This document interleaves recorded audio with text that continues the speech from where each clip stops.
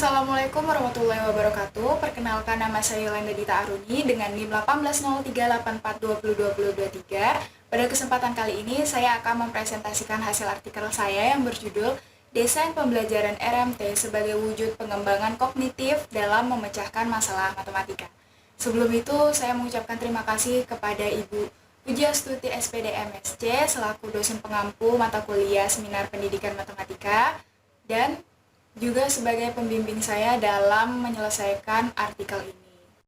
Baiklah, untuk tidak memperpanjang waktu, saya akan memulaikan seminar pada hari ini. Nah, jadi pada seminar hari ini ada 3 bagian. Yang pertama itu pada bagian pendahuluan, yang kedua pembahasan, dan yang ketiga kesimpulan. Baiklah, untuk tidak memperpanjang waktu, kita akan mulai masuk kepada bagian pendahuluan. Nah, kenapa sih artikel ini berjudul tentang desain pembelajaran RMT sebagai wujud pengembangan kognitif dalam menyelesaikan masalah matematis? Nah, untuk mengetahuinya, maka kita akan membahas pada bagian pendahuluan. Bahwa matematika itu merupakan salah satu cabang ilmu pengetahuan yang dalam proses berpikirnya itu memerlukan penalaran dan logika untuk mengetahui sebuah kebenaran yang abstrak dan pasti. Nah, kemampuan berpikir dalam matematika atau yang kita sebut juga sebagai kemampuan matematis itu merupakan sebuah upaya untuk menggunakan pikiran kita dalam menemukan, memaknai, dan mencari penyelesaian permasalahan matematika. Nah, dalam mewujudkan kemampuan matematis ini, kita memerlukan penalaran berpikir, yang mana kita menggunakan suatu daerah fungsi pemikiran atau yang kita sebut juga sebagai kognitif. Kognitif itu diartikan sebagai ranah psikologis yang menyangkut mental dan proses berpikir menalar serta mempersepsikan dan menyelesaikan permasalahan. Nah, menurut Kinar dan Konsulin pada tahun 2008, fungsi kognitif itu merupakan sebuah proses mental yang memiliki makna khusus. Nah, yang berarti jika seseorang itu sedang menyelesaikan sebuah permasalahan matematika, maka ia dapat dinyatakan sebagai seseorang yang sedang melakukan proses berpikir matematis. Nah, salah satu bentuk perwujudan dari fungsi kognitif itu dalam pemecahan masalah adalah RMT. RMT itu adalah kepanjangan dari Rigorous Mathematical Thinking, yaitu sebuah mediator untuk menemukan dan mencari pemecahan masalah dari persoalan matematis yang ada. RMT adalah keterampilan berpikir yang memanfaatkan 3 level kognitif. Pada dasarnya menjadi acuan untuk mengetahui apakah pemecahan masalah ini berkonsep pada RMT atau tidak. Nah, dalam kaitannya, RMT ini dapat digunakan sebagai desain pembelajaran matematika dengan proses pemecahan masalah. Nah, matematika itu sebagai salah satu aspek pengembangan kognitif dan RMT sendiri sebagai salah satu keterampilan berpikir. Nah, ini akan memberikan daya hubungan yang selaras melalui beberapa indikator RMT untuk mewujudkan pembelajaran matematika yang berguna dalam memecahkan masalah. Nah, oleh karena itu, artikel ini akan membahas mengenai bagaimana sih desain pembelajaran RMT ini berlangsung dan mampu mewujudkan pengembangan kognitif dalam pemecahan masalah matematika. Nah, baiklah, sekarang kita masuk kepada tahap pembahasan. Di dalam tahap pembahasan ini akan dibagi menjadi 4 bagian, yaitu yang pertama kita akan membahas tentang sejarah RMT. Nah, jadi sejarah RMT itu pertama kali diperkenalkan pada proses pembelajaran matematika yang berkiblat pada pengembangan pembelajaran melalui 2 teori belajar, yaitu pada teori sosiokultural dari Vygotsky dan teori belajar Mediated Learning Experience atau LME. Nah, teori sosiokultural dari Vygotsky ini memiliki 2 konsep penting, yaitu peralatan psikologis dan zone of proximal atau ZPD. Nah, pada peralatan psikologis didefinisikan sebagai proses kognitif dasar berupa isyarat-isyarat, simbol-simbol yang akan diproses, yang akan menjadi kognitif lebih tinggi. Nah, sementara pada ZPD sendiri menurut Vygotsky itu dibedakan menjadi 2 tingkatan.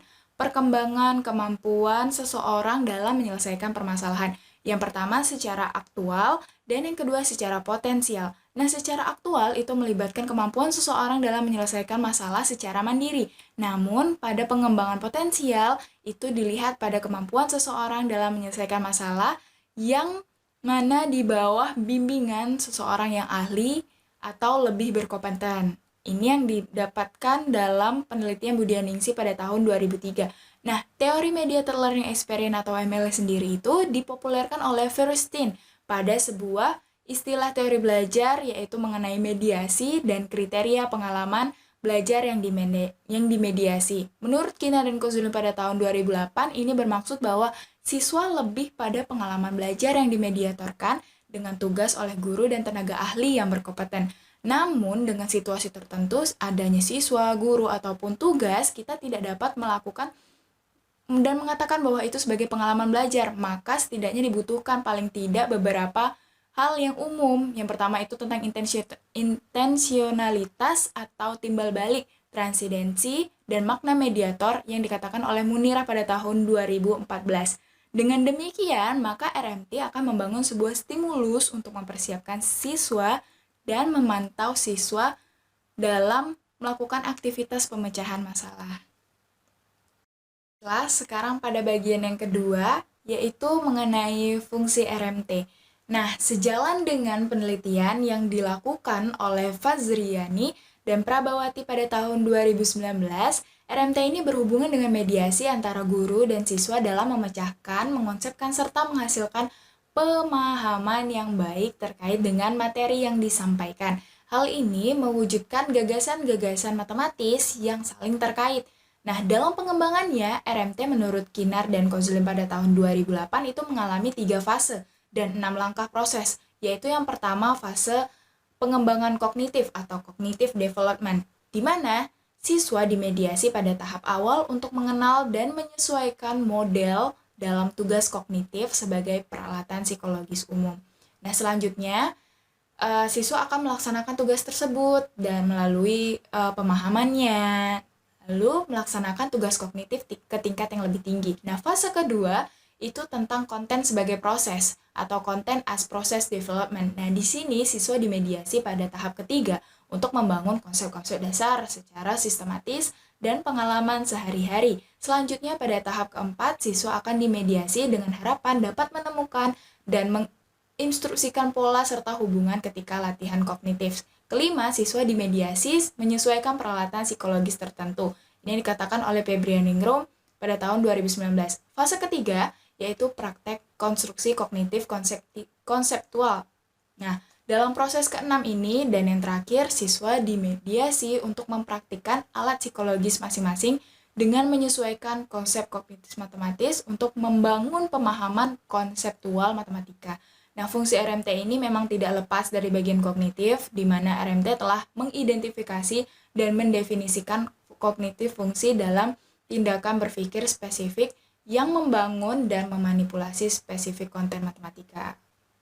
Nah, selanjutnya pada bagian yang ketiga yaitu konsep pengembangan kognitif RMT. Nah, pada penelitian Fazriani dan Prabawati 2019 adalah penelitian membuktikan teori dari Kinnar dari pernyataan tentang keberhasilan pendekatan RMT dalam meningkatkan kemampuan matematis, peralatan psikologi sebagai dari teori Vygotsky. Nah, digunakan pada tahap pertama pembelajaran baik pada pendekatan RMT maupun saintifik. Nah, hanya saja penyampaian keduanya ini berbeda. Peralatan psikologis umum seperti gambar, tabel, dan diagram pada pendekatan saintifik berada pada tahap proses mengamati. Lain halnya dengan pendekatan RMT, siswa tidak hanya dimediasi untuk menyesuaikan peralatan psikologis umum, tetapi kemudian melaksanakan tugas kognitifnya melalui penggunaan peralatan tersebut untuk melakukan proses kognitif yang lebih tinggi. Lalu selanjutnya penelitian pada seminar Proceeding Matematika Nasional oleh Fitriani pada tahun 2011, dia telah memetakan 3 level kognitif matematika rigor seperti yang ada pada tabel di gambar. Silahkan dilihat. Sejalan dengan penelitian yang dilakukan oleh Sundawan pada tahun 2019, untuk tingkat mahasiswa sebagai calon guru. Nah, peneliti juga menemukan hasil penelitian untuk pengembangan kemampuan kognitif mahasiswa calon guru dalam melakukan penyelesaian permasalahan. Peneliti ini menggunakan level ketiga dari tabel kognitif untuk melakukan uji kemampuan relasional abstrak dengan memberikan soal-soal non-rutin geometri non-euclid. Hasilnya membuktikan bahwa subjek telah memenuhi kemampuan berpikir secara relasional abstrak dengan penjabaran fungsi level kognitif. Nah, selain penelitian untuk pengembangan kemampuan kognitif mahasiswa, ada juga penelitian pada subjek siswa. Tingkat kognitif yang dilakukan oleh peneliti Sujalmo dan Budiarto pada tahun 2012 pada 3 kategori subjek, yaitu berkemampuan tinggi, sedang, dan rendah. Nah, pada konsepnya bahwa perkembangan kognitif RMT ini dapat dilakukan hanya pada subjek yang memenuhi 3 level tingkatan fungsi kognitif. Dalam kaitannya ini akan memberikan gambaran bahwa RMT itu sebagai alat acuan untuk mengukur pengembangan kognitif pada siswa. Baiklah, untuk bagian terakhir yaitu tentang desain pembelajaran RMT dalam pengembangan kognitif. Nah, pada bagian ini kita tahu bahwa banyak yang terjadi pada subjek, yaitu ketika siswa melakukan proses belajar mengajar, seperti penelitian dilakukan oleh Syaputri dan Fitriani pada tahun 2019 yang menemukan banyak banget siswa yang menjadi subjek penelitian yang menyatakan bahwa mereka tuh belum mampu menghafal rumus dan beranggapan bahwa matematika itu sulit dan sangat susah untuk dipahami. Oleh karenanya, ketika melakukan sebuah evaluasi, mereka mendapatkan sebuah penilaian yang kurang dan tidak mencukupi ketuntasan minimum. Faktor lain yang mendukung penelitian yang dilakukan peneliti ini adalah kepasifan siswa dalam melakukan proses belajar mengajar, di mana proses belajar mengajar ini hanya berpatokan pada guru yang menjelaskan, sementara kegiatan yang dilakukan siswa itu kurang berpartisipasi di dalamnya. Nah, desain pembelajaran RMT dalam pengembangan kognitif memberikan solusi yang tepat untuk menjadi acuan atau patokan serta perangkat dalam pengembangan kognitif memecahkan masalah matematika. Nah, seperti yang telah dijabarkan sebelumnya bahwa mengenai 3 level kognitif RMT dan pembandingan kemampuan subjek yang dibagi dalam 3 tingkatan kemampuan, maka dapat kita temukan beberapa bentuk cara dalam proses untuk melakukan pemecahan masalah matematika. Sejalan dengan penelitian yang dilakukan oleh Habib dan Manoy pada tahun 2013 yang telah menerangkan ada 4 fase yang menjelaskan pengembangan perangkat, yaitu pertama fase investigasi, kedua fase desain, ketiga fase realisasi, dan keempat fase evaluasi. Maka kita dapat melakukan pendesainan RMT ini sebagai proses pembelajaran adalah sebagai berikut. Nah, fase pertama atau fase investigasi itu berdasarkan 3 level kognitif. Hal awal yang harus dilakukan yaitu menerapkan RMT sebagai pengembangan kognitif dalam pemecahan masalah, di mana kita harus mencari permasalahan awal yang menjadi kendala bahwa langkah awal yang ditempuh ini adalah seeking for information, yaitu memberikan paling tidak informasi yang berkaitan tentang dengan visualizing, labeling, comparing, dan lain-lainnya. Nah, yang kedua, fase desain. Berdasarkan dengan 3 level kognitif, pada tahap ini RMT akan melakukan peranannya dalam menstimulus untuk berpikir secara kuantitatif.